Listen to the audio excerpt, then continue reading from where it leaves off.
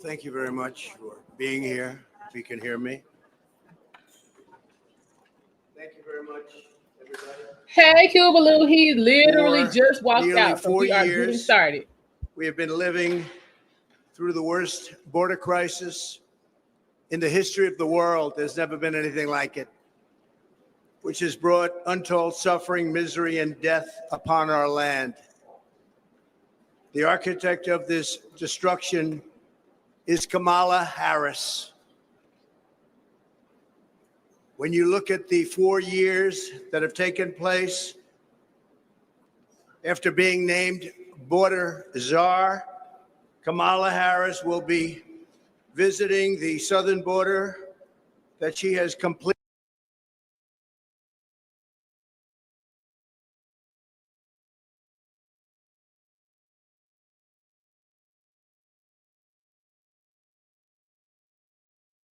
Border now, playing right into the hand. All right, so you said Kamala goes to the border. I just wanted to see if I could get a better angle. Take a look at this. Why would you do that? There can be no justification for what she's done.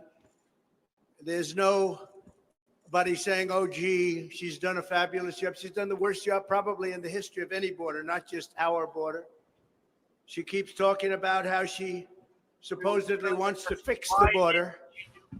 We would merely ask, why didn't she do it 4 years ago? It's a very simple question. I can say this with everything she has. She talks about borders and taxes and all these different things. Her policy.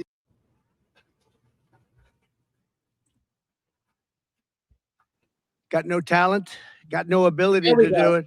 I'm here today to present you with the facts and only the facts about how Comrade Kamala Harris willfully threw open our border, helping to virtually destroy our country. Our country's never been under siege like this. 4 years ago, Kamala inherited the most secure border in U.S. history with the lowest illegal immigration on record. You know the chart. I love that chart. I love that chart. I probably wouldn't be here right now except for that chart. Those who violated our borders were captured, detained, and quickly sent back home under the Trump administration. But on her first day in office, Kamala Harris terminated every single Trump policy that sealed and secured the border. She ordered an immediate stop to the completion of the border wall. It was almost complete. We built hundreds and hundreds of miles of wall, and it worked. I always said walls and wheels. Everything else is obsolete, but walls and wheels, and this wall worked. And we were ready to build and throw up another 200. Could have been done within weeks. Everything was complete. The wall was all built, ready to go, laying there, ready to be fixed. All they had to do is throw it up, and you would have had an extra 200 miles of wall, far more than I promised in the election. She suspended all deportations. She instituted catch and release across the entire southern border. And we had catch and release also, but we released in Mexico. Her catch and release was to release in the United States and never see them again.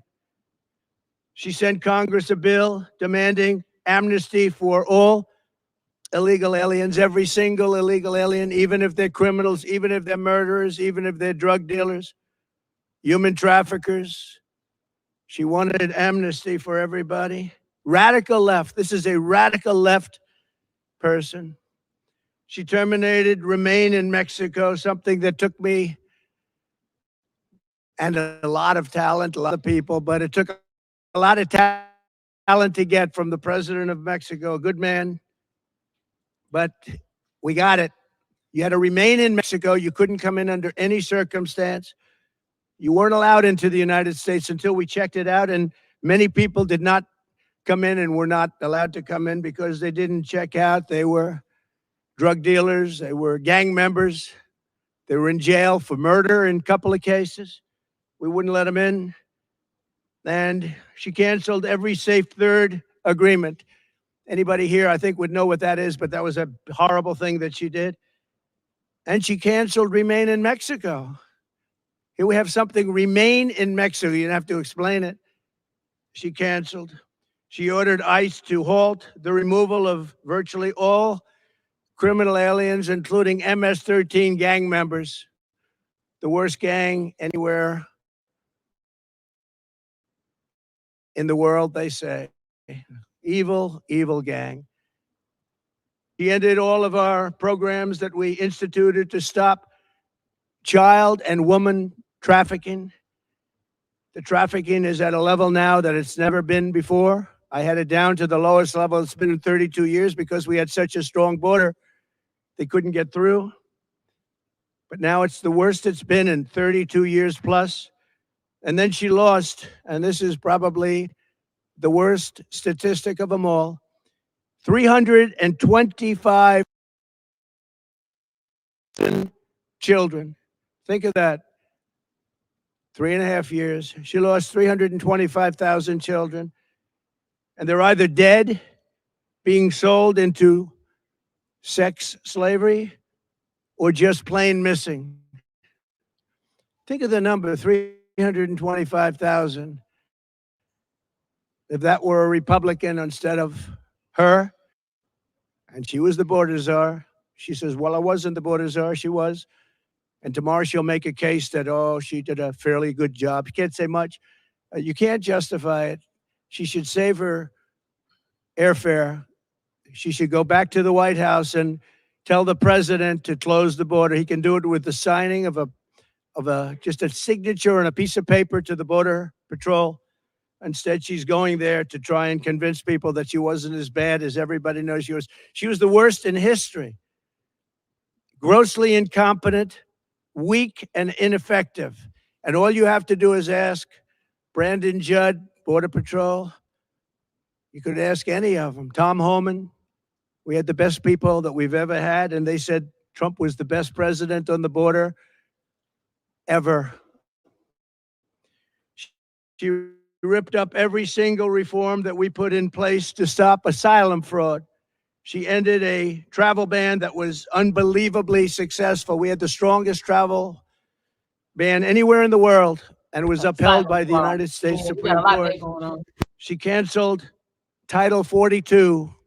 That was a medical title. She canceled it, very hard to get. And altogether, she took 93 executive orders that I put on, all which made the border the best border we've ever had in recorded history. And she terminated them along with Joe Biden, the worst administration in the history of our country. And on the border, it's not even close. Because of these acts, in less than 4 years, 21 million illegal aliens at least. That's the real number. You don't hear that. You hear 15, 16. Sometimes you hear 17. The number is at least 21 million. And on top of that, you have gotaways. That's gotaways. That's people that came over or got away.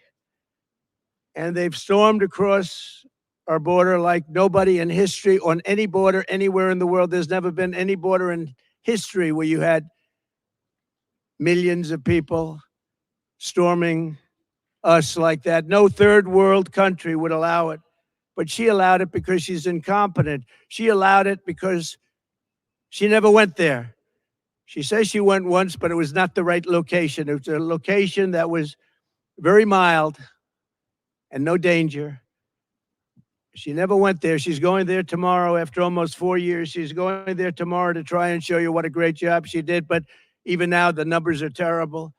And remember, they're flying people over, and they haven't stopped that. They're flying hundreds of thousands of people over the border right now. They never stopped that. Didn't I tell y'all They didn't think they'd be caught, but they were 2 weeks ago.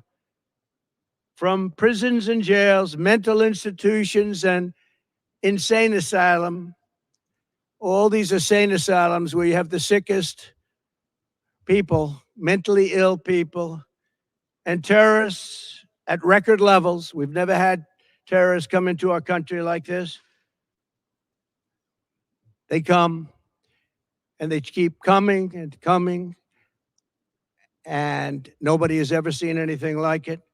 People that go to the border, they look professionals, and they said there's never been anything like this in the history of the world, and they are destroying the fabric of our country. She did nothing to stop any of it. In fact, she encouraged them to keep coming, and you know that. For years she did. Only recently did she say, oh, well, we're going to try and put a stop to it. And I ask again, this should be the why didn't she do it speech. Why didn't she do it? All of these things, including unrelated elements to what we're talking about now, like taxes, like military, like so many other things. Why didn't she do it? She's got plans for the future. Why didn't she do it? She's been there almost 4 years. Kamala created a brand new program to fly in migrants from Venezuela, Haiti, and Nicaragua, and resettle them in American communities, including small towns all across our nation, but in particular in Pennsylvania, Ohio, Wisconsin, and North Carolina. Nobody can believe it. These towns have been destroyed, and the mayors of the towns and the governors of the states can't talk about it because they're embarrassed that they allowed it to happen. In addition, through her phone app, something totally new now, it's a phone app for migrants, where migrants call in, highly sophisticated migrants. She's allowed virtually unlimited numbers of illegals to press a button, schedule their illegal immigration appointment at our ports of entry, and show up to be released into the interior of our country. Can anybody believe this? And they're invading our towns. It's an invasion of our country like no country has ever had to suffer before. And this was purposeful. They did this on purpose. This was not a mistake on their part. They did this on purpose because their policies are so wrong and so evil and so unfair. And there's only 3 reasons they'd want to do that. Number one, they're incompetent. And I'm not sure that that's the reason. Number 2, they want it for the votes. Number 3, you know what that one is. We don't have to talk about that one. But there can only be a very few reasons, because they're destroying our country at a level that's never been seen before. Importantly, as part of this con job, it's a con job. None of the illegal aliens she is smuggling in through the ports or on the airplanes. Think of it. Big jet planes loaded up with migrants flying into the middle of our country and going to Iowa and lots of other states. They've all become border states. We only have border states now. But they're counted in the Border Patrol statistics. And when you do that, you can add a lot of numbers because they're not taking those counts. They want to have those counts not included in the numbers. In Aurora, Colorado, Springfield, Ohio, where it's been a mass invasion, these were 2 beautiful, successful towns, idyllic, and they're in trouble, big trouble. And very unfair that people want to leave, they want to get out. But everyone's afraid to say, I want to get out, because they want to be politically correct. And other towns just like them, hundreds of them all over America. Americans have watched their communities destroyed by this sudden, suffocating inundation of illegal aliens. It's an inundation. It's an invasion. This influx has overwhelmed our schools.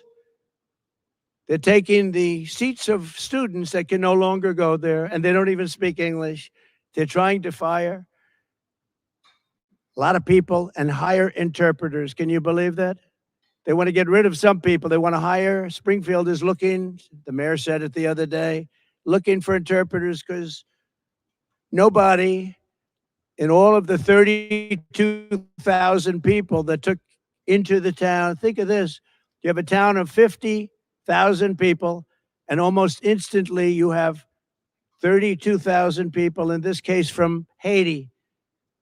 Most of them don't speak English, so they're looking for interpreters. You have to get them out. We have to save our country. You have to save these towns. They flooded the job market with low-wage migrants, but many cases, migrants that also have horrible criminal records, murder, drug dealing, so many different things, a lot of human traffickers, and it's mostly human traffickers in women.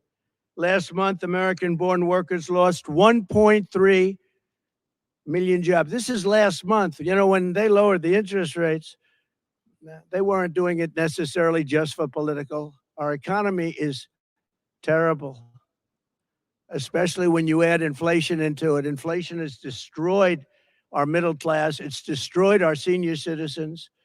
And all of these people coming in are horrible for the Black population and the Hispanic population.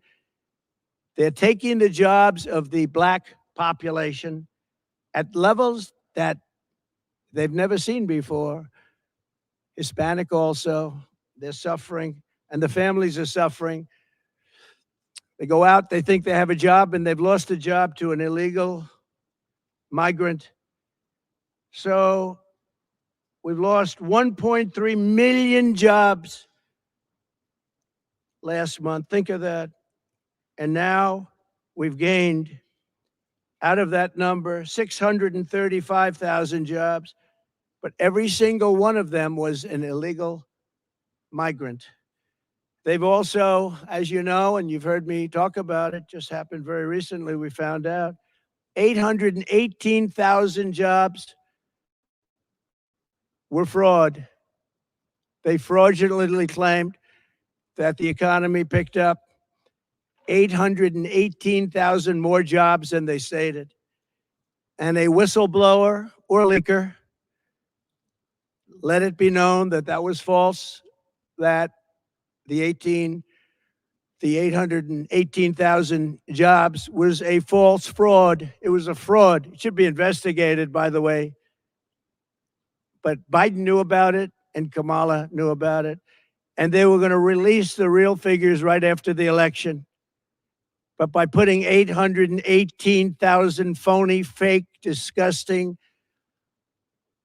jobs that don't exist, by putting them on the rolls, it made them look much better a short while ago, but they didn't quite make it to past election day. So to that whistleblower or leaker, I want to, on behalf of the American public, thank you very much.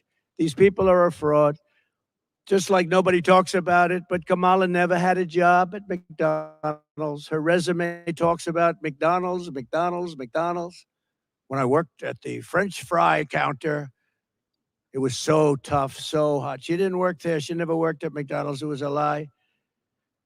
Most heartbreaking of all is Kamala's migrant invasion has brought massive crime into our country at levels that nobody's ever seen before. We've never seen levels like this. And during the debate, I mentioned that, and David Muir, a real lightweight, whose ratings have gone way down, by the way, because he lost credibility. I had 1 against 3, but I think we did great. But David Muir of ABC, fake news, when I said that crime is way up in our country, he corrected me. He corrected me on so much, and it was right what I said. He didn't correct her one time, and what she said was wrong. Absolutely wrong. So many different Charlottesville, she was wrong. All of the different things, almost everything she said, and she was never corrected.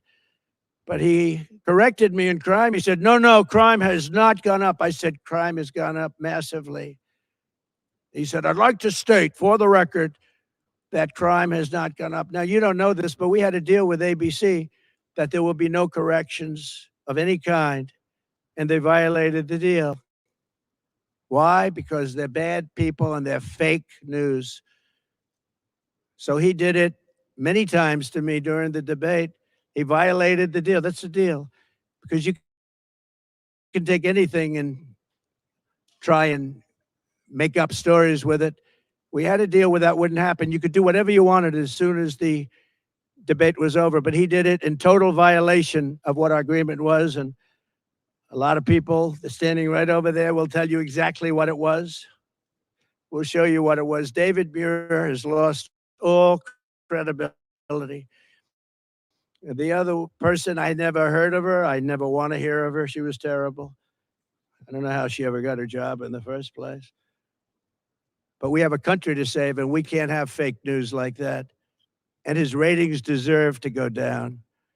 Here in New York City, an estimated 75% of arrests in Midtown Manhattan and over 60% of arrests in Queens are now illegal aliens.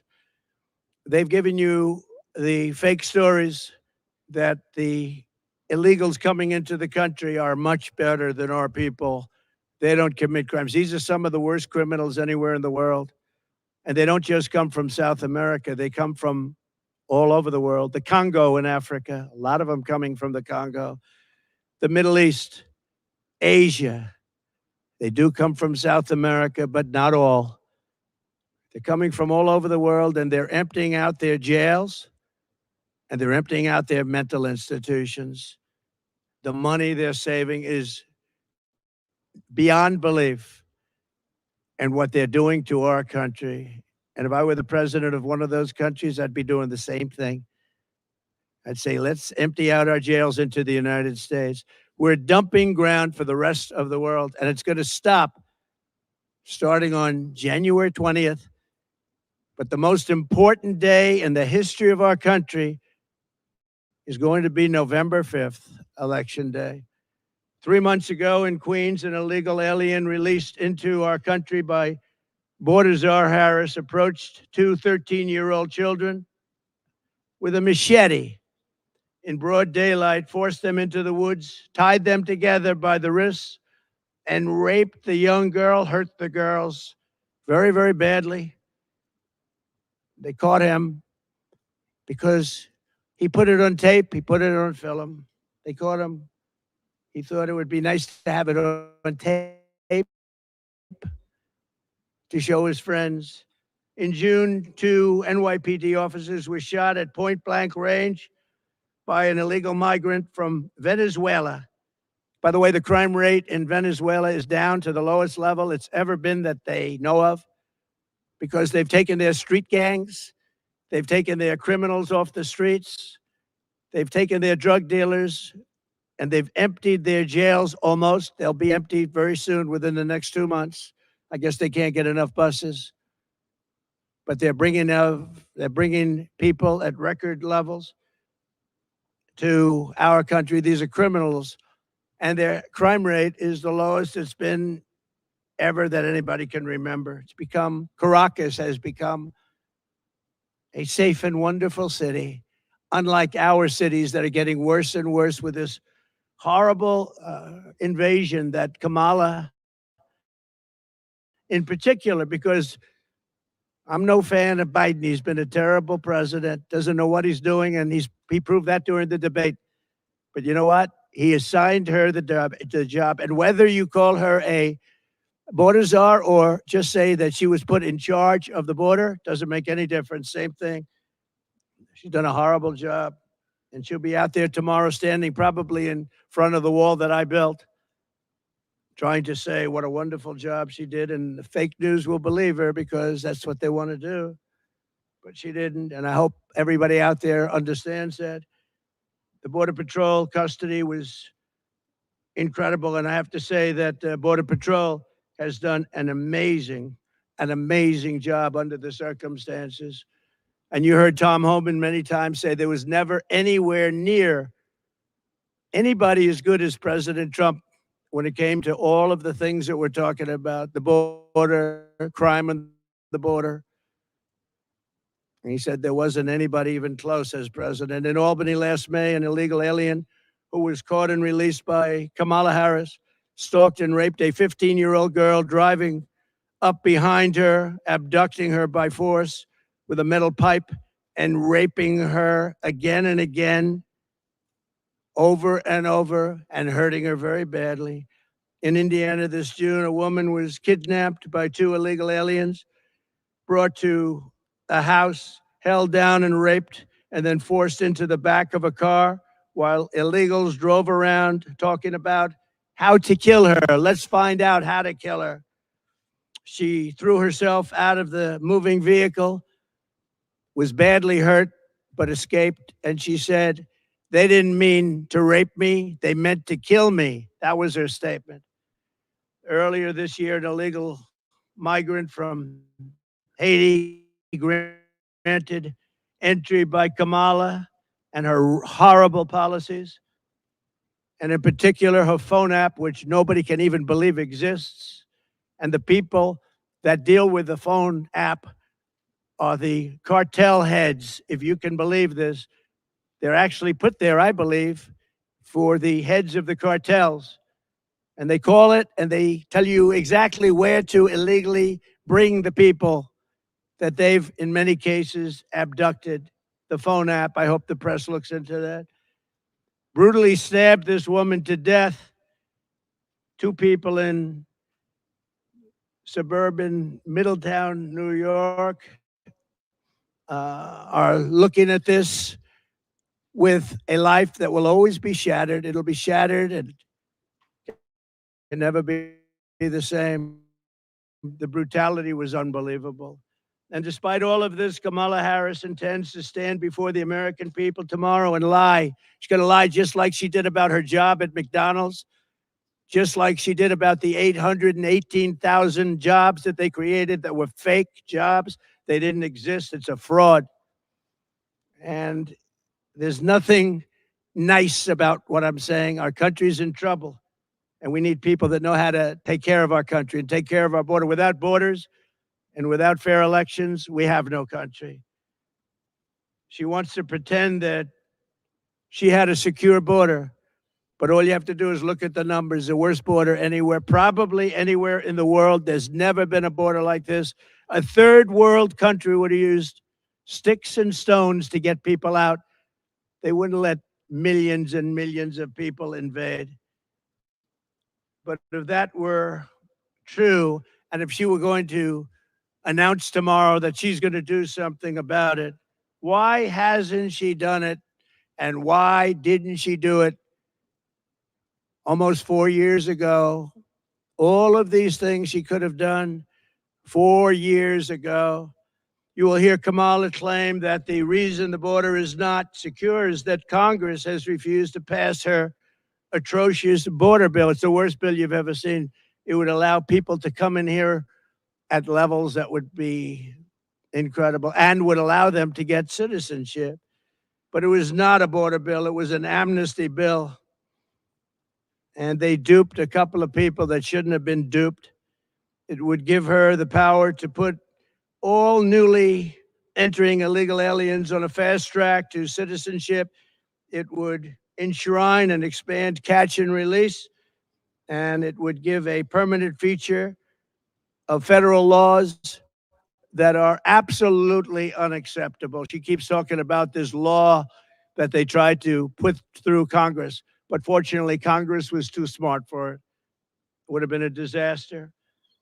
It would have established a minimum number of illegal aliens who must be important, because 2 million people per year at a minimum would have been under this ridiculous bill, would have been allowed into our country. 2 million people.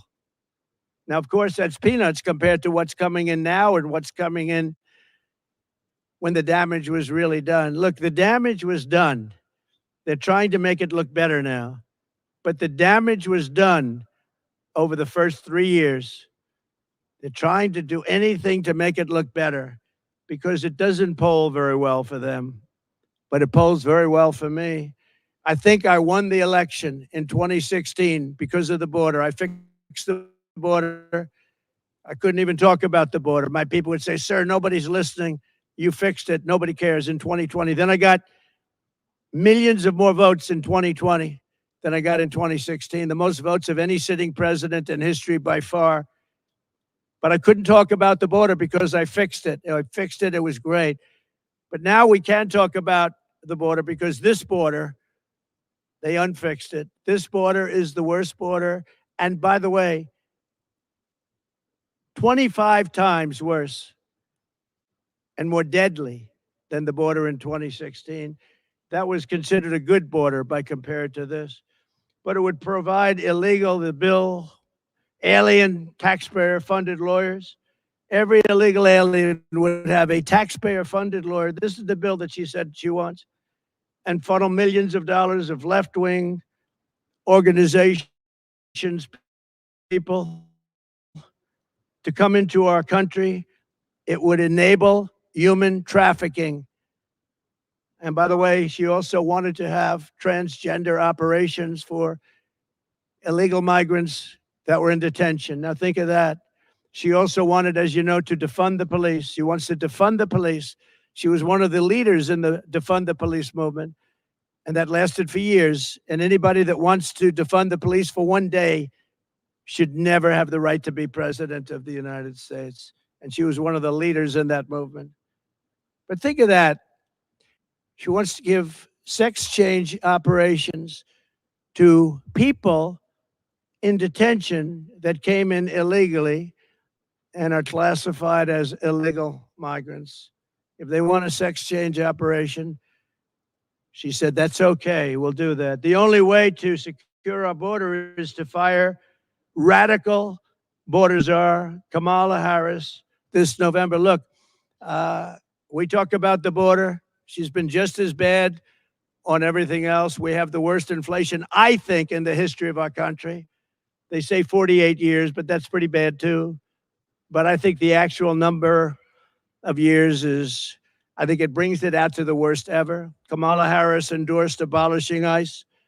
She is seen as a down with deportations, opportunists, but people don't realize that the people of this country want deportations of those criminals. They want the murderers out. They want the drug dealers out.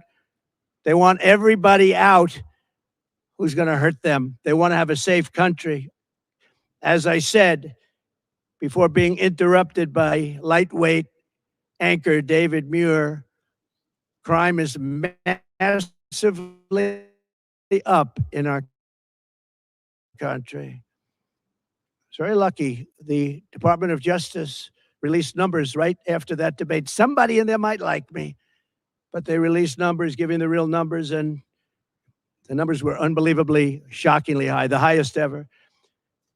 And I haven't gotten an apology. I want an apology from ABC. She supports free taxpayer-funded health care for illegal aliens, and even, as I said, some of the horrible things that she's willing to do, including the sex change operations for people in detention. She called for abolishing immigration detention centers. She wants to have detention centers, but detention centers that you can get out of. Remember when in 2014 Obama built cages and the fake news tried to say I built them? Fortunately, we had a great American that said, no, these were built during the Obama administration, and Biden knew about it, but I don't think Biden knows too much. And we have one other thing that she's called. She's called the grandmother of sanctuary cities. I'm going to terminate all sanctuary cities. Sanctuary cities are sanctuary for criminals. They're sanctuaries for criminals. And you know, you can go to California where she ruined San Francisco. She destroyed. San Francisco may have been the greatest city in the world 16, 18 years ago. And now it's a practically unlivable place. And I hate to say that, I have property in San Francisco. It's not a good thing to say, but this far supersedes my ownership of property. It's an unlivable place. It was the best city.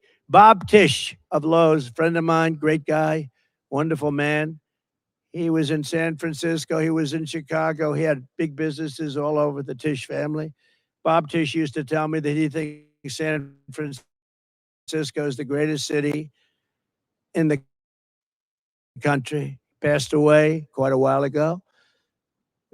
And San Francisco probably was, and now it's not even livable. She destroyed it when she was the DA, and she destroyed the state of California along with Gavin Newsom. She destroyed the state of California when she was the AG. If you can't say the phrase illegal alien, she said, then we can't trust you to secure the border. She said, you're not allowed to say the phrase under any circumstance, illegal alien, but that's what they are. And it's that simple. She didn't want you to use that term. If you used that term, you'd be fired. And by the way, she fired everybody in a row. She couldn't get along with anybody. You know, it's interesting. 5 months ago, she was considered the worst vice president in history. She was laughed at, scoffed at for 3 years. She was the worst. Her staff hated her beyond belief. They were quitting. She had almost nobody. She couldn't get people to work for her. And she was just considered as bad as it gets.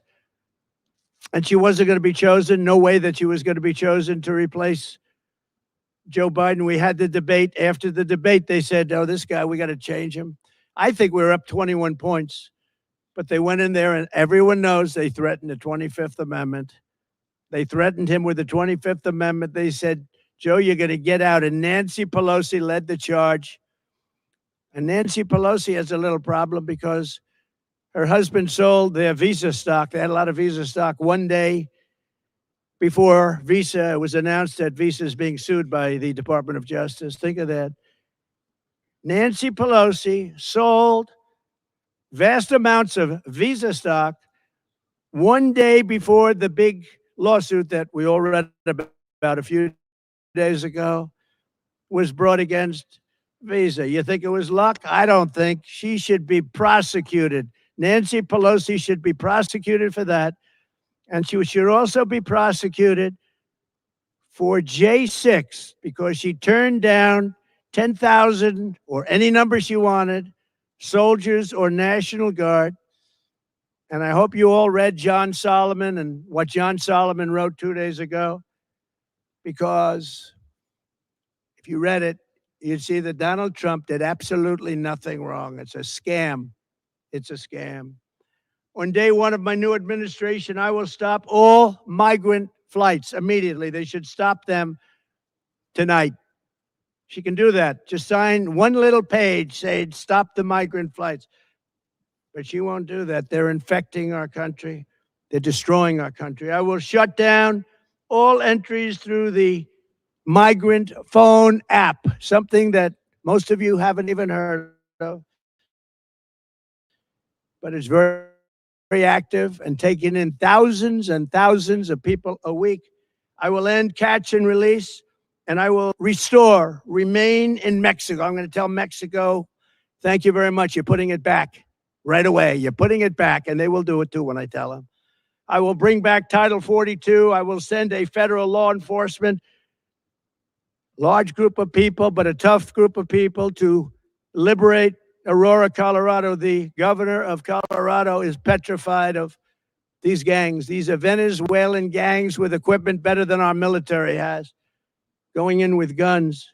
The governor of Colorado is a coward. He's afraid to do what you have to do. And every other town that has been taken over by the migrant gangs and criminal alien thugs. And I think I'll go to a couple of these towns over the next 2 weeks. You'll see for yourself what's happened to them. They've been literally destroyed. I will send Congress a bill to ban sanctuary cities in the first day that I become president. And I will tell you, whether it's California or any place else, you might have guys like the governor, Newsom, or others that are governors wanting it. Nobody knows why. But the people don't want them. You can go and ask the people of California, do you want sanctuary cities? The people, including Democrats, will say, we don't want them. We will seal the border. We will stop the invasion, and we will begin the largest deportation of criminals, the criminal element, which is a large portion. We will start that immediately. Dwight Eisenhower had the largest deportation effort ever in our country, President Eisenhower, because he hated the fact that people were able to pour across our border. This will be much larger than that, but we will get rid of the drug dealers. We will get rid of the human traffickers.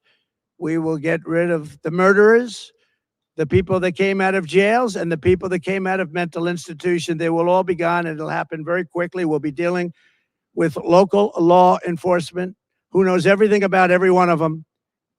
Their name, their serial number, they know everything. We respect our police, and we're going to respect law and order again.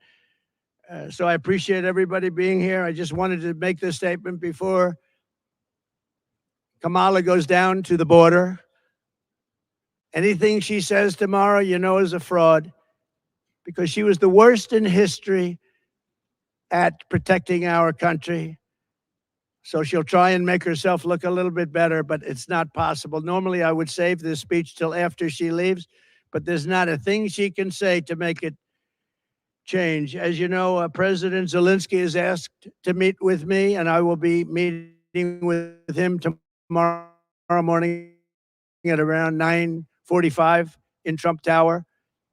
And it's a shame what's happening in Ukraine. So many deaths, so much destruction. It's a horrible thing. And one of the things that are very bothersome to me is the fact that Europe is paying only a small fraction of the money that the United States of America is paying. And we have an ocean between Russia and ourselves. They don't. So I see what's happening there. It's very, very sad. But we're in for numbers that nobody can even believe. And as you know, the European nations as a combination, their economy is fairly close to the size of ours. So it's similar. They should be equalizing. They should start paying up. I did this with NATO. I made them all pay. Bush would make a speech and leave. Obama would make a speech and leave. And I said, you got to pay. If you don't pay, we're not going to be there. And everybody paid. And the Secretary General, good man, he said, I've never seen anything like it. For 10 years, we've been trying to get them to pay, and it was only Trump that was able to do it. He was very honest. It's true. That's where they have the money to do what they're doing right now. But they all paid, most of them anyway. Hundreds of billions of dollars they paid, and they paid it fast. They said, sir, does that mean you won't protect us if we don't pay? I said, you mean you're delinquent? Yes, let's say we're delinquent. No, you won't be protected. The money came pouring in. Nobody else wanted to say that, and the press thought it was terrible that I made that statement. But if I didn't make that statement, we'd still be paying. You know, we were paying for NATO, most of it, almost all of it, maybe all of it for years. So I'm going to see President Zelensky tomorrow, and thank you all very much. Thank you.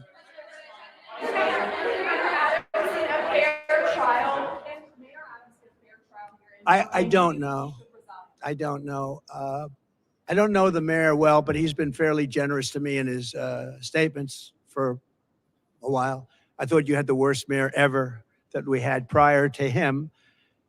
I will say this. I watched about a year ago when he talked about how the illegal migrants are hurting our city and the federal government should pay us and we shouldn't have to take them. And I said, you know what? He'll be indicted within a year. And I was exactly right, because that's what we have. We have people that use the Justice Department and the FBI at levels that have never been seen before. So I wish him luck. I don't know anything about what he did, but I told a lot of people right over there, that group was saying, you know, sir, you were right about that. When they mentioned that, I said, they came in and he was pretty strong about it. He said, this is really unfair to make us carry this burden. We shouldn't be doing this. This is New York City. I mean, your parks are loaded up. I just passed recently Madison Avenue, the Roosevelt Hotel. It's like nobody would recognize it. That's Midtown. But he came out very strongly against it. He was right, by the way, because it's ruining our country. He was honest. And I said, he will be indicted within a year. And that's what happened. And I noticed the indictment's very old. It goes back a long time. Well, I had the same thing. They went way before the statute of limitations. So I wish him well, but I said that he will be indicted because he did that. You take a look, that's what they do. These are dirty players. These are bad people. They cheat and they do anything necessary. These are bad people. And we need an honest Justice Department. We need an honest FBI, and we need it fast. Yeah. Keir Starmer, the UK Premier. Yes, he's coming tonight. What do you think of him? Some of his colleagues in government are quite critical of you. Well, I'm going to see him in about an hour, so I have to be nice, right? Yeah. But I actually think he's very nice. I think he ran a great race. He did very well.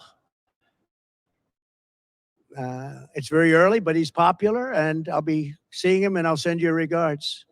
Who are you with? Who are you with? I'm with GB News in the UK. Okay, good. Would you rather Nigel Farage had a bigger role? Well, I think Nigel is great. I mean, I've known him for a long time. He had a great election, too. He picked up a lot of seats, more seats than he was allowed to have, actually. They acknowledge that he won, but for some reason, you have a very strange system over there. You might win him, but you don't get him. Nigel is a fantastic person. Mr. President.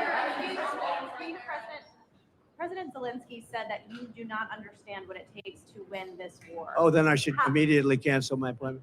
No, he knows I understand. Look, I hate to see the carnage. If I were president, it never would have happened. Russia would have never attacked Ukraine. Never, ever. And by the way, President Xi would have never even thought about Taiwan, which he's thinking about very seriously now, flying planes over it every single day. But President Putin would have never attacked. When I look at the horror show that's gone on, and the level of death is far greater than what is being reported. When you look at those cities, they're all knocked down, those beautiful, gorgeous golden domes, they're shattered and lying on their side, never to be replaced again. You can't ever replace that, 2,000 years old. When you look at the heritage of that really very vibrant country in so many different ways, and you see how it's been so broken, so many people dead, where they have to use old soldiers, old men and young boys because they're running out of soldiers. It's a very terrible thing. And then you see that the United States is paying for most of it, and Europe is not chipping in. And all you have to do with Europe is the same thing I did with NATO. Say you have to pay. And if you say you have to pay, they will. It's very unfair to the United States, but I look forward to seeing him tomorrow. We'll see. I do believe I disagree with him. Well, he doesn't know me, but I disagree. But I will say this. I believe I will be able to make a deal between President Putin and President Zelensky quite quickly. But what does that look like? What does that look like? What does that? I don't want to tell you what that looks like. The Vice President suggested today that your strategy with Ukraine amounts to surrender to Russia. How do you respond to that? No, I don't think so. I don't think so. And it's not a surrender. What my strategy is to save lives. I want to save lives. Millions of people are dead. Millions more than they even think about. And it's not my fight, but it is a fight to save humanity. That is a terrible, let me explain. That is a terrible war that would have never happened. And it didn't happen. I even have Democrats. I watched them on Deface the Nation and some of the shows this weekend. And they said, well, we agree that it wouldn't have happened if Trump were president. I was very generous of them. But it would have never happened. That's what bothers me even more. There was no reason for that war to happen, but it did happen. And millions of people are dead, including soldiers from both sides. It's so sad to see it. And I'll meet with President Zelensky and we'll see what happens. But I believe I can work that out. It would have been, I will say this, it would have been a lot easier to work out prior to the start. And Putin never, ever even thought about going in. And it was the apple of his eye. I knew him very well, had a very good relationship, despite the Russia hoax. It was a total hoax. But we had a very good relationship. Fortunately, otherwise we could have ended up in war over that. It's very dangerous. You know, when you make up stories like that, it's very dangerous. The laptop from hell was very dangerous. But Putin told me often, it's the apple of his eye.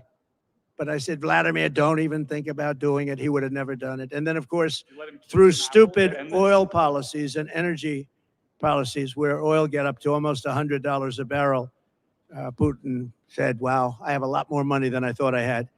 And he prosecuted the war. But even if it went up, and it wouldn't have gone up like that, that's what caused inflation, that and stupid spending for the Green New Deal, which was a Green New scam, turned out. Do you notice that they don't ever mention anything about environment anymore? What happened to the environment?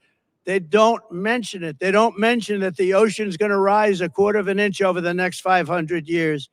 They don't mention it anymore. It's incredible. I will say this, though. What they should start mentioning is nuclear warming, because we're in grave danger. The world is in grave danger, and you better get smart people. You know, during my term, I never mentioned the word nuclear,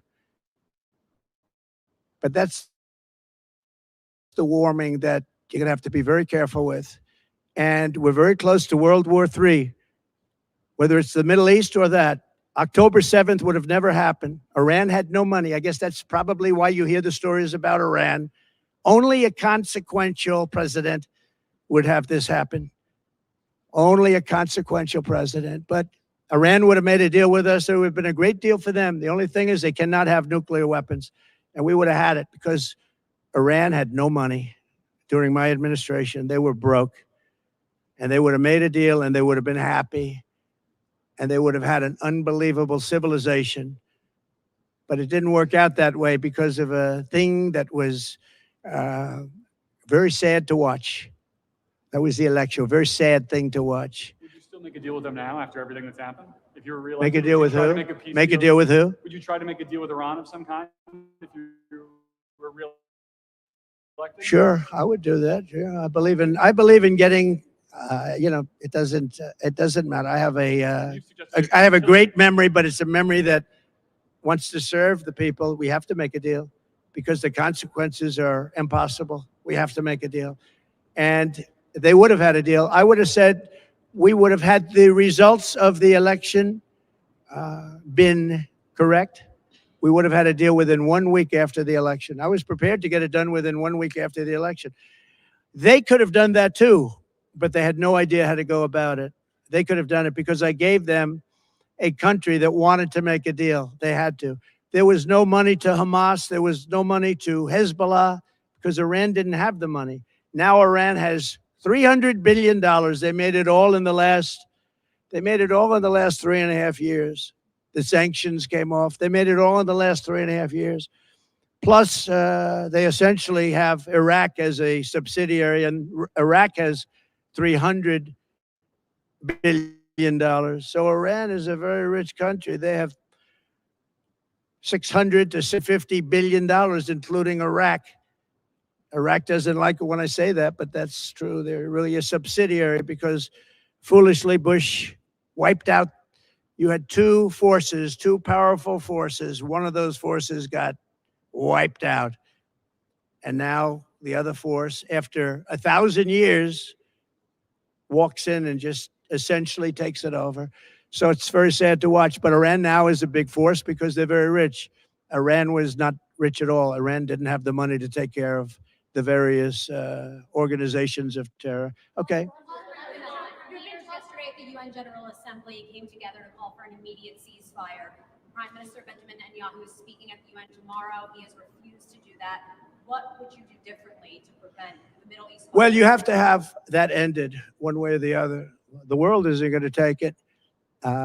You have to have that ended. And I would think that we're getting close to a point where maybe it can end pretty soon. But you're going to have to end. That's unacceptable. The whole thing over there is unacceptable. That's another one. October 7th would have never happened. Would have never happened. Ukraine and Russia would have never happened. Think of it. Would have never happened. Inflation would have never happened. Think of the world.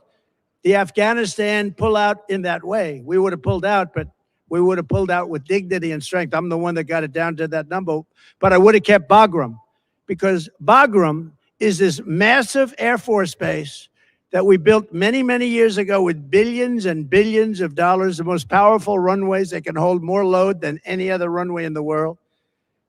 And we walked away from it. And it wasn't Afghanistan that was the problem. We walked away from a great military base that we built to the highest specifications that was 1 hour away from where China makes its nuclear weapons. We are being run by Kamala, who is grossly incompetent. All you have to do is look at her interview last night, look at her interview with Oprah, look at her interview with the gentleman from Pennsylvania. All you have to do is look around and you'll see it. We had 4 years of incompetent leadership. We cannot, as a country, sustain another 4 years. Thank you very much. What are you talking about pressure on Israel? Are you going to pull your endorsement of Mark Robinson? I don't know the situation. Do you believe that Ukraine should turn over some of its own land to Russia in order to end the war? We'll see what happens. What's your message to We'll Zelensky see what tomorrow? happens. Let's get some peace. We need peace. We need to stop the death and destruction. Don't you think? Wouldn't that be nice? Huh? Do you have a plan to meet Benjamin Netanyahu in person? Well, we're going to meet a lot of people. Many of the leaders have been calling me, and they want to meet. So I guess they see the poll numbers. We're leading in the polls, by the way, very seriously. The Daily Mail just came out with a very big poll, and we're up by 10. So that's an honor. But we have no choice. If we don't win this election, we're not going to have a country. Thank you very much. Will you divest in your crypto company if you win?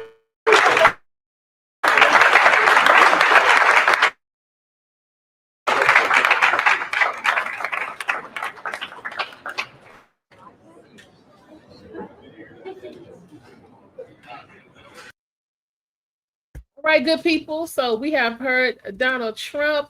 He has had a press conference. He touched on pretty much everything. It is so much going on. He talked about basically what he plans to do to get the country back on track. In his opinion, should he be elected next president? He talked about what would happen should he not be elected the 47th president of the United States. He talked about how he is going to go to some of the cities that have been hit the hardest with what he calls migrant crime. For all of y'all that keep, want to talk about they're eating the pets. He said he's going to those cities as well, but he's been putting that together for about 2 weeks. So it's like 2 days after the debate. So this is going to be an interesting week coming up for the Trump campaign. He apparently has a meeting with Zelensky tomorrow, who is currently at the White House right before Trump came on. I saw where he was supposed to be speaking with the vice president. So let's see if we can find that real quick.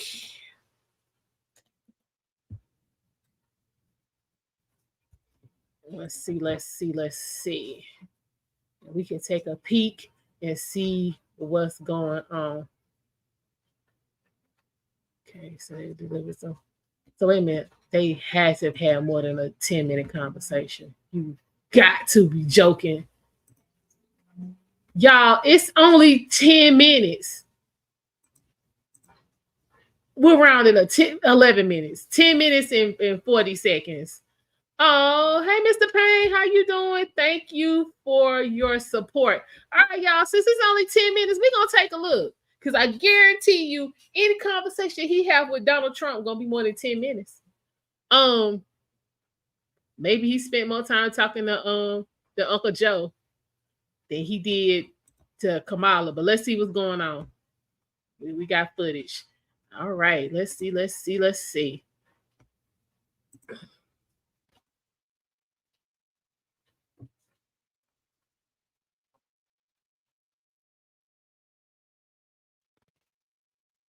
Child, stop playing. You mean the ones that's mad at Trump? It don't mean they support what she doing. They just mad at Trump. Learn the difference. And that's they say one thing and do something else. Y'all learn from 2016. Good afternoon, everyone. Here we go, y'all. Let's see what was said. In some states, you actually can turbo. That is correct. Yes, you can, Wild Bill. Then you wrong again. In certain states, you can, if you have completed everything that you needed to do as far as your conviction. It's good to see you again. This is our 7th visit together, and welcome back to Washington, D.C. As I have made clear on our 6 previous meetings and throughout Putin's brutal aggression and war against Ukraine, my support for the people y'all of have been together Ukraine 6 is times. unwavering. What's the problem? I've been proud to stand with Ukraine. I will continue to stand with Ukraine, and I will work to ensure Ukraine prevails in this war. To be safe, secure, and prosperous, the United States must continue to fulfill our longstanding role of global leadership. We must stand with our allies and our partners. We must defend our democratic values and stand up to aggressors. And we must... Hold up, y'all, because this is rich coming from her. So, we're going to stand up for democracy, even though the fact that you standing up here having this conversation is the biggest example of what democracy does not look like we will probably ever see in our lifetime. And then you up here talking about we will continue to support the Ukraine in their current victorious war against Russia. Ma'am, if they were so victorious, they wouldn't need our money. We're gonna stop playing these games. These is games. We just giving these people money for no reason, because Ukraine ain't nowhere close to beating Russia. And what are we paying for? You know what, sir? We just not finna do all of that around here. I'm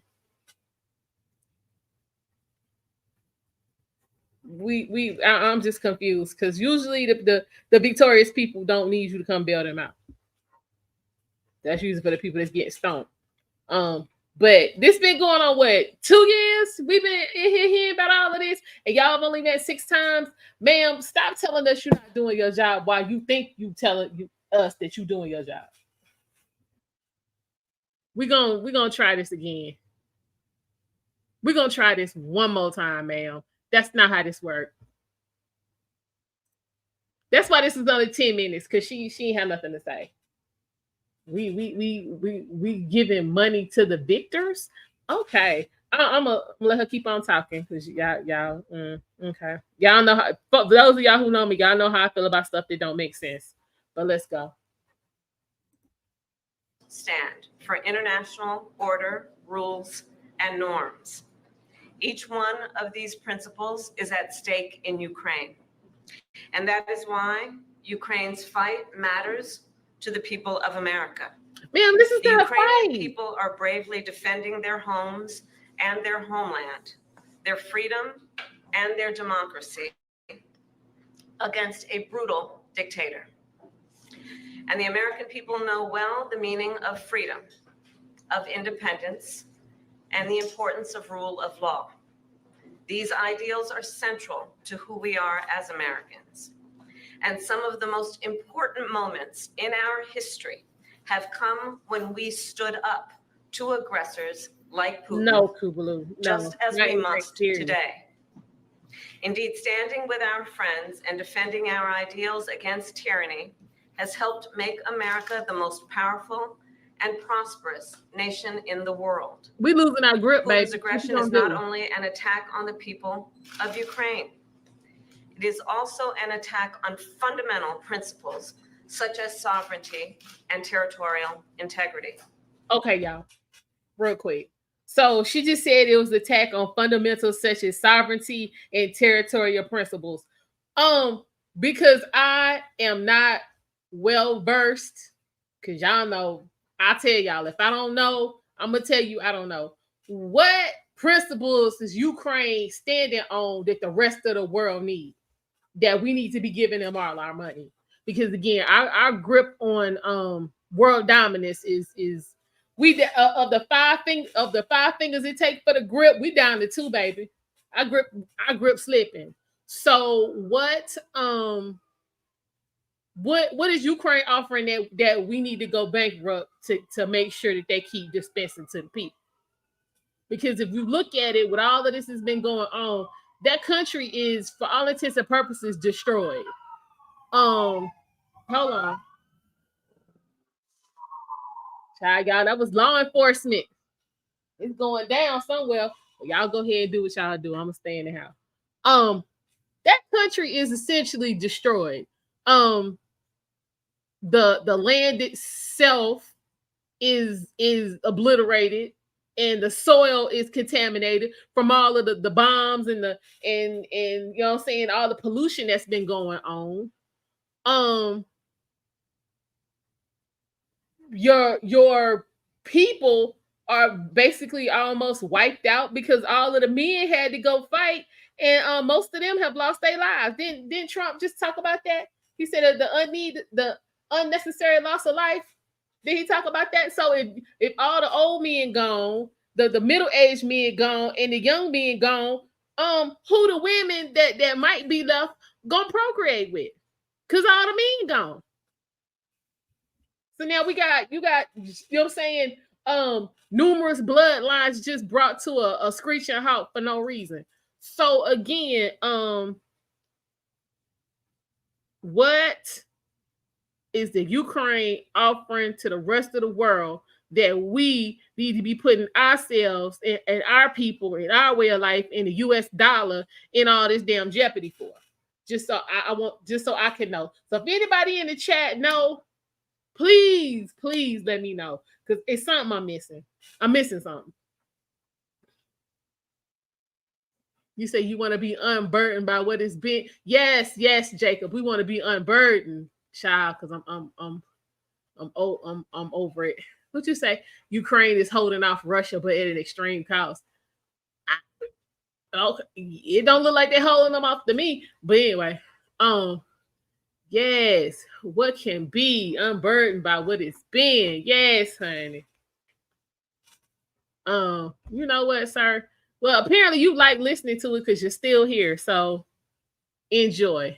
I'd rather give all them billions to veterans than Ukraine. This is what I'm talking about, Dynamite 650. It's too many demographics of people here in the United States that could have used that money for something. It's ridiculous. But let's because this is only 10 minutes, so we're gonna get into this nonsense, because that's what this is. Nonsense. He probably already friends with Trump, Shelly. That's why he gonna be at Trump Tower tomorrow. So we probably gonna get another. Hold on. We probably gonna get an early, because Trump's supposed to be in Michigan tomorrow afternoon. We probably gonna get an early morning press conference, and he gonna go ahead and dip to Michigan, because he's supposed to have a round table and a town hall tomorrow. And y'all know we're gonna have both of them here, and then we're gonna try to squeeze in the vice president when she go to the wall. So we're gonna have to see which section of the wall she gonna actually visit. But anyway. Oh, well, thank you, Truth Seeker. I appreciate that. You're right. Okay, I feel you, Noble Victory. But what I don't understand is, for us to be in America and we are having struggle, 9 out of 10 Americans are having some type of struggle. So if you have someone that's running for president and they're telling you, I'm putting Americans first, I'm not worrying about the rest of the rest of the world until I get us together, why are people so opposed to that? That's just like you said, you know what I'm saying, your family's struggling, right? Your kids, instead of having breakfast, lunch, and dinner, they can only have dinner's guaranteed, and then you switch it up between breakfast and lunch. And you got somebody telling you, I'm gonna put you in a position where your kids can eat 3 times a day, because I'm not worrying about, you know what I'm saying, people in another country, whether they kids eating. Once I get your kids together, then I'll worry about them. Why would you be mad at that?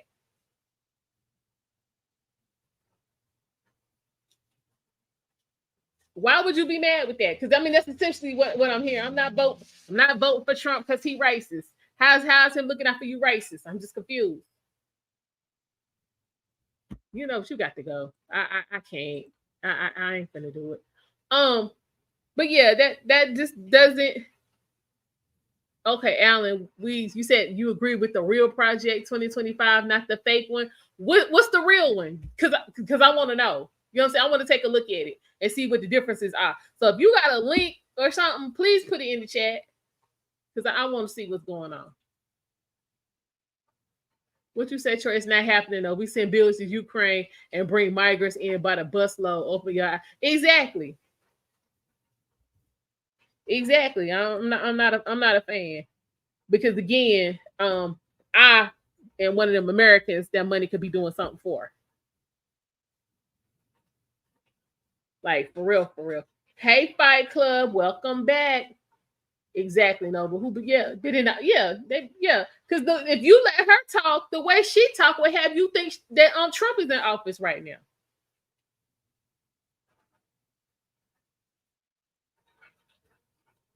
Yeah, thank you, Dynamite 650. Project 2025 is from the far right, and Trump has denounced it. Trump's policies are called Agenda 47. Thanks, Eric. And it is clearly on his website. The plan on his channel was to go through it. But child, it's been so much going on. I have to figure out how I'm gonna break that down. Because it's 20 points. So the plan was to do 2 a day for 10 days. So I just gotta find the 10 days where we can get that in. But definitely Trump's Agenda 47 is what he's running on. And half of that, if you look at it, he did the first time he was president. So this ain't really nothing new.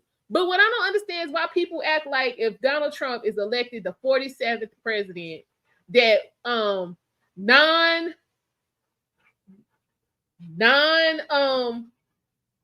people who are not equivalent to him, black, white, green, purple, whatever, if you're not on his level, that you're gonna be in chains somewhere, you know what I'm saying, singing "We Shall Overcome." Quit playing. You weren't chained up the first time.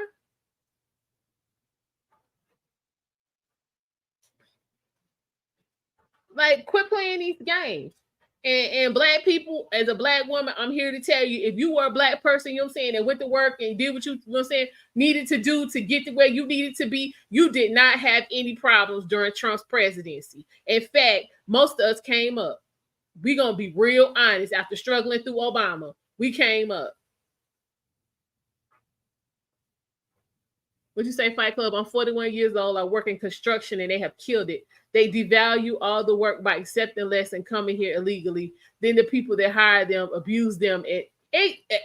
Yeah, Fight Club. My neighbor, actually my neighbor to the left and then my neighbor across the street. Both of them are in construction. The neighbor to my left is black, and my neighbor across the street is not. Neighbor across the street doesn't have any lows, or usually construction, once it kind of cools off, the work kind of slows down. He doesn't have any lows in his work. Neighbor to the left, yeah. We're already at Thursday. He's been home 2 days this week. We're just at Thursday. And then it's raining, so he probably won't get to go tomorrow. But yeah, they come, you know what I'm saying? They do the work at a cheaper rate, and then they get abused and mistreated, and most of them usually end up getting injured in some type of way. And then, you know what I'm saying, when they're of no more use, then they just, you know what I'm saying, end up on the system.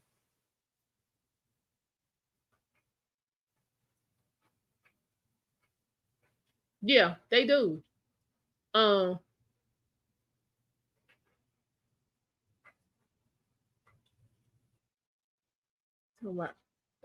But y'all ain't gotta invite me to the barbecue. I'm already black.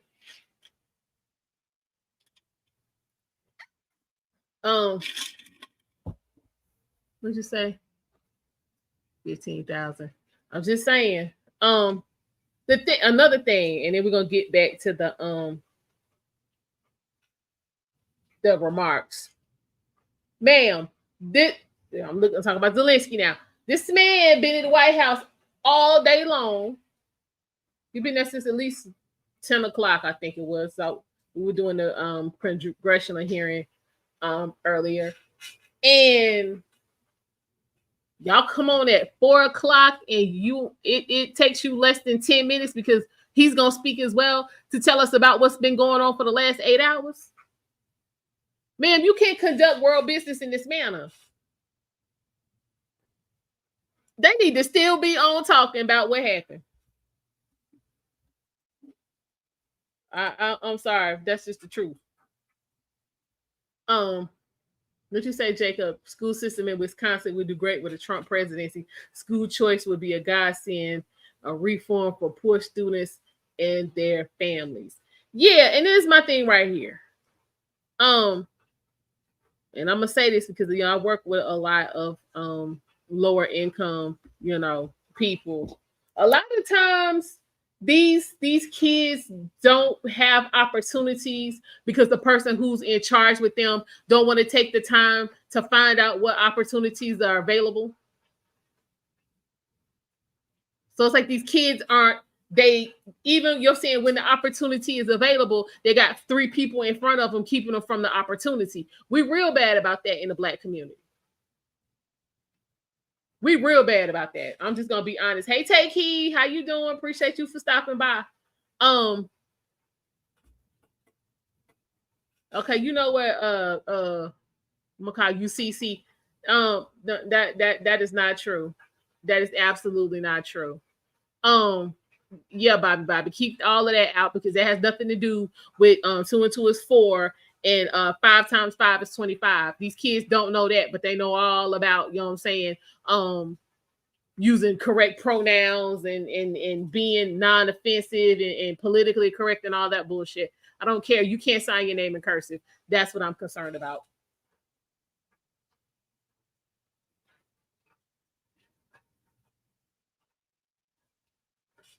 Facts. What'd you say, Death Note? Biden was holding her back. She is not like the person she was the past couple of decades. She is now unburdened by what has been. Okay. Dems never helped before, but I believe this time will be different. Okay. Okay, look here, crazy Croatian. It doesn't matter who the president of the United States is. If you have somebody who, has decided that they are going to perform mass red rum, that is what they're going to do. Who the president is has absolutely nothing to do with that, because the majority of the school pew-pews that we have are performed with weapons that were purchased and held legally. So what are you saying?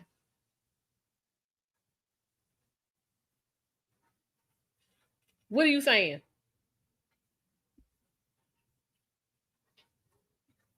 I mean, them facts though, Noble. I swear them facts. But again, yeah, if you, and then, you know what I'm saying, most of the school shootings have happened with guns that were purchased legally. So it's only so much you can do what kind of gun control? Because again, most of these shootings are being performed with regular handguns. What are y'all talking about? What is the president supposed to control? And y'all act like the guns are getting up and just calling Ubers and showing up at these schools and just, randomly popping off. What are y'all talking about?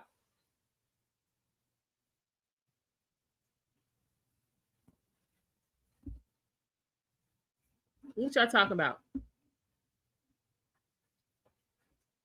But let's continue on. International rules and norms are not some abstract notion. They provide order and stability in our world. Ma'am, why did you have to write this down? You're supposed to be telling us about what y'all talking about. American prosperity. And when they are threatened anywhere, they are threatened everywhere. History has shown us, if we allow aggressors like Putin to take land with impunity, they keep going. And Putin could set his sights on Poland, the Baltic states, and other NATO allies. We also know that other would-be aggressors around the world are watching to see what happens in Ukraine. If Putin is allowed to win, they will become emboldened. And history reminds us, and history is so clear in reminding us, the United States cannot and should not isolate ourselves from the rest of the world. Isolation is not insulation. So then, the United States supports Ukraine not out of charity, but because it is in our strategic interest. We will continue to provide the security assistance Ukraine needs to succeed on the battlefield, as demonstrated by President Biden's significant announcement earlier today. I've been proud to work alongside President Biden and the 50-nation coalition we have built up to allow Ukraine to defend itself. Thanks to this coalition and the skill and the bravery of the Ukrainian people, along with your courageous leadership, President Zelensky, Ukraine has stood up to Russia's aggression, and today, Kyiv stands free and strong. Yes, President Zelensky, I am clear. Putin started this war, and he could end it tomorrow if he simply withdrew his troops from Ukraine's sovereign territory. Of course, he has demonstrated no intention of doing that. Instead, he continues to assault civilian infrastructure and terrorize the people of Ukraine. In Switzerland in June, along with 90 other nations at the Ukraine Peace Conference, I told you that the United States shares your vision for the end of this war, an end based on the will of the people of Ukraine and the UN Charter, and that we must work with the international community to secure a just and lasting peace. And I told world leaders there, nothing about the end of this war can be decided without Ukraine. However, in candor, I share with you, Mr. President, there are some in my country who would instead force Ukraine to give up large parts of its sovereign territory, who would demand that Ukraine accept neutrality and would require Ukraine to forego security relationships with other nations. These proposals are the same of those of Putin. And let us be clear, they are not proposals for peace. Instead, they are proposals for surrender, which is dangerous and unacceptable.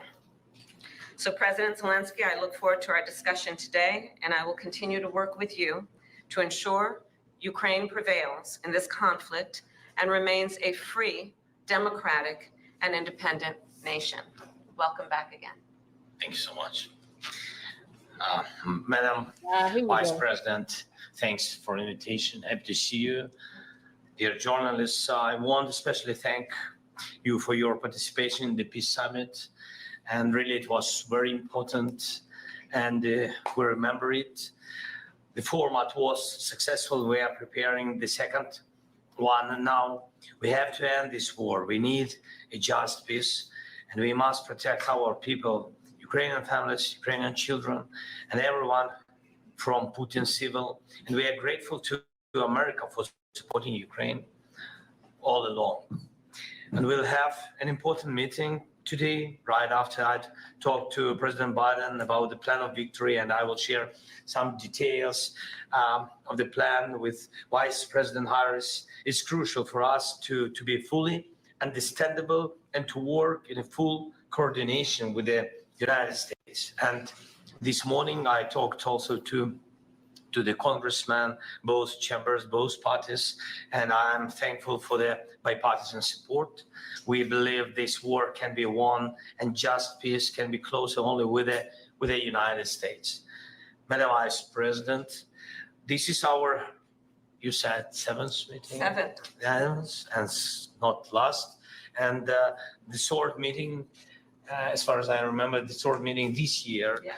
Thank you. And I want to inform you about the latest developments on the battlefield, of course, and about Ukraine's actions in the Kursk region, on what has been achieved and the ambitions ahead. Today, we have a new strong set, and we have common view on the things that need to be done. We have to keep pressure on Russia to stop the war and to make truly lasting and just peace. It's a top priority for us and for other freedom-loving nations to achieve not a freezing, but real peace for us. So we need to keep sanctions against Russia strong, and we need to use the proceeds from immobilized Russian assets to protect Ukraine, our people, our cities, our front line from Russian evil. And of course, we must work hard to bring all Russian war criminals to justice. And one more thing, I want to inform Madam Vice President about the latest Russian missile and the Shaheeds attacks against Ukrainian energy infrastructure. We need to urgently strengthen Ukraine's air defense to save thousands of lives and reduce Russian terror to zero. It's achievable. Thank you again. Thanks, America. Thanks to you, Madam Vice President. Slava Ukraine.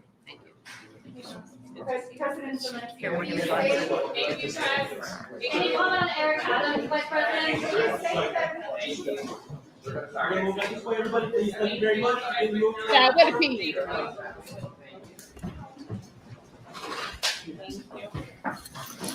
That's all y'all got for us. Where the peas? What's the plan for peace? What is the plan for peace? Listen. These countries don't, this is the thing. These countries don't even have to ask us for no money. We always jumping in to try to, wait, we gotta make sure y'all good in case Russia show up. Child, nobody got time for all of that.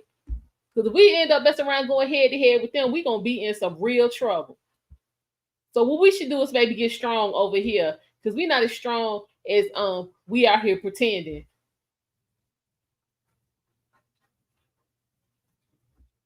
We ain't strong. We ain't not as strong as we want everybody to think we are. So we might want to work on that and stay out of other people's business. But I mean, again, that didn't tell us anything. You're right. Kamala knows nothing about foreign policy. She even said it herself in a recent interview. Yeah, talking about she did on that crying, talking about she ain't never been to Europe. But now yesterday, in Pittsburgh, she was talking about how she been all around the world. Now, which is it? How you go all around the world without going to Europe? That's a whole continent. What we doing?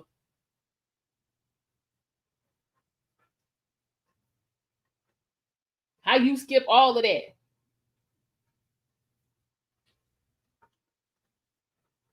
I'm just saying.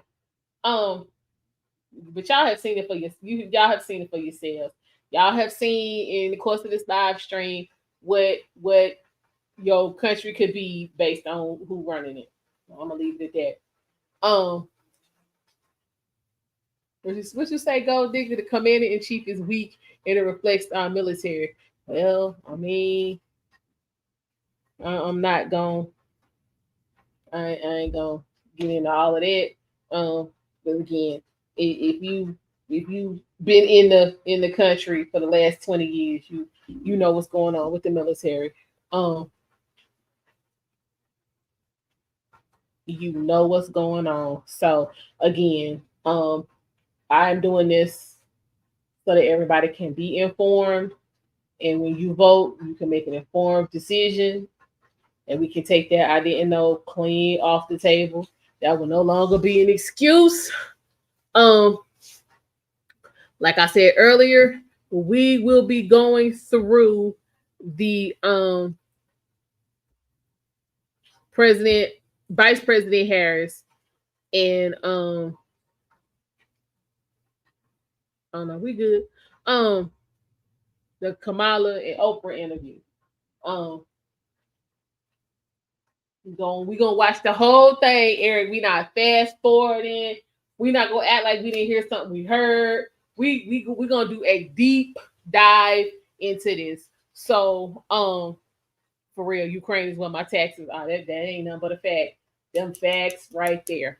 All right, y'all. So we're gonna go ahead and wrap this up. Like I said, we will be back tonight with that Oprah interview. Like I said, Donald Trump is on the books for 2 events tomorrow in Michigan. But if he has anything else, I will definitely let y'all know about that as well.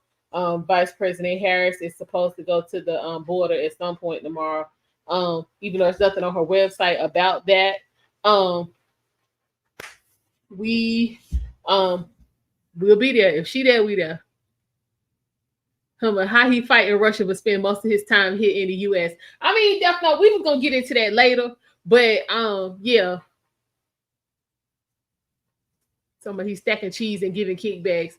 Listen, this is what I'm saying. I don't know how none of that was working. Yeah, you supposed to be over there fight. Hell, Napoleon wasn't leaving his people out there in the midst of war, coming back to see what was going on with Josephine. He was out there fighting. The hell yeah, you over here kicking it. Because that outfit he had on, we just saw with him and Kamala, is not the same one he had on when he was in there talking to Joe. So you changing clothes, you getting spiffy for the press, and getting them checks.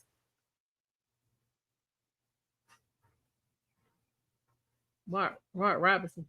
Yeah, we gonna talk about that too. I'm just trying to figure out when that's gonna happen because child, I'm in North Carolina, so yeah, this Mark Robinson situation is a little that hits close to home.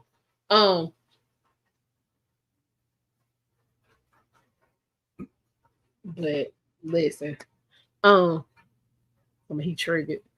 Listen, I went around the world while I was in the Navy. Left California and pulled into Virginia. Never went to Europe. Okay, but you're not the vice president, so that's fine.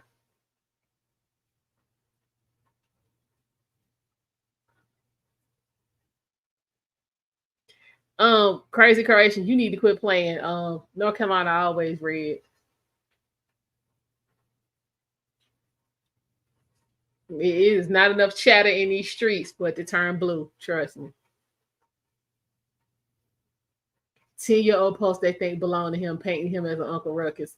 Listen, Death Note. We gonna get into that. I've been working on this video, but child, it's like every day somebody adding something to it.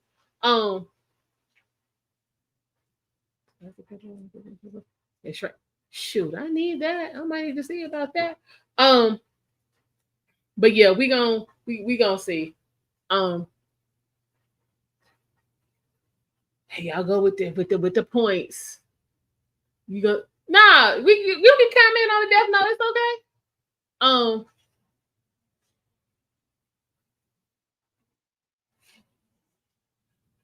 You would say what you need to say. Oh Lord, wait a minute. Hold on.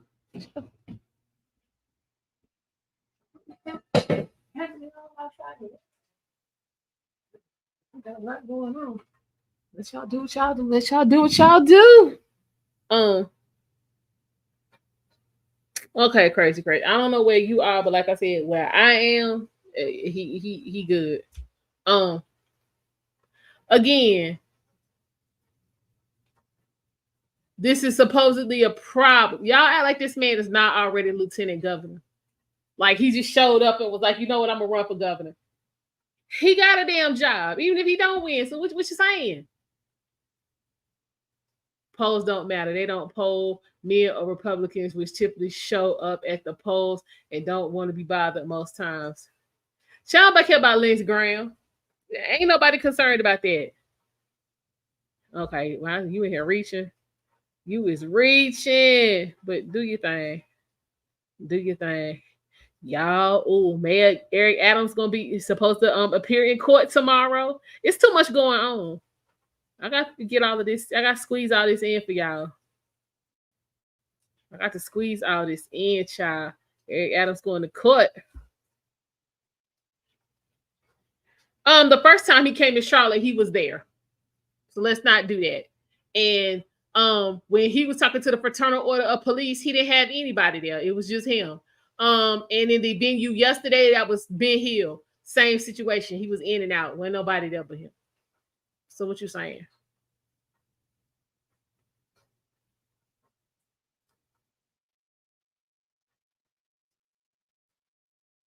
Again, what does this do? What does him not winning do for the Democrats? He lose and Trump carry North Carolina. What does that do?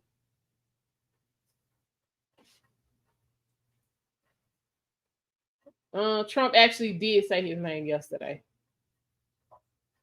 But again, he loses, Trump carries North Carolina, and Trump is elected president. What does that do for Democrats?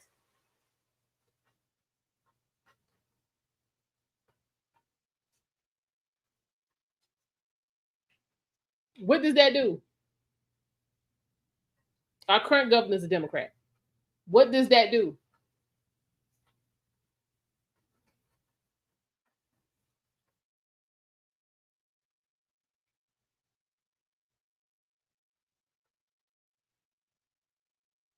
But anyway, yeah, it's 6:15. I'm gonna go ahead and wrap this up because, like I said, we will be back later on this evening to go through the Kamala Harris and Oprah Winfrey interview. So y'all make sure you got your notifications on. You're right. It won't make a difference. You swapping out one Democrat for another. It won't make a bit of difference. It's the governor. We ain't talking about the Senate or Congress and no shit like that.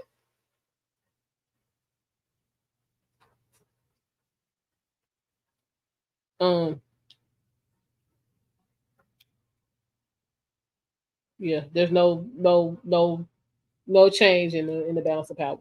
But anyway, you guys, you know what I'm saying, take care. Make sure you got your notifications on. Hit the like button on the way out. And I will see you guys at 10:15 Eastern Standard Time so we can go through this interview. Stay safe, stay dry, stay well, and I'll see y'all later.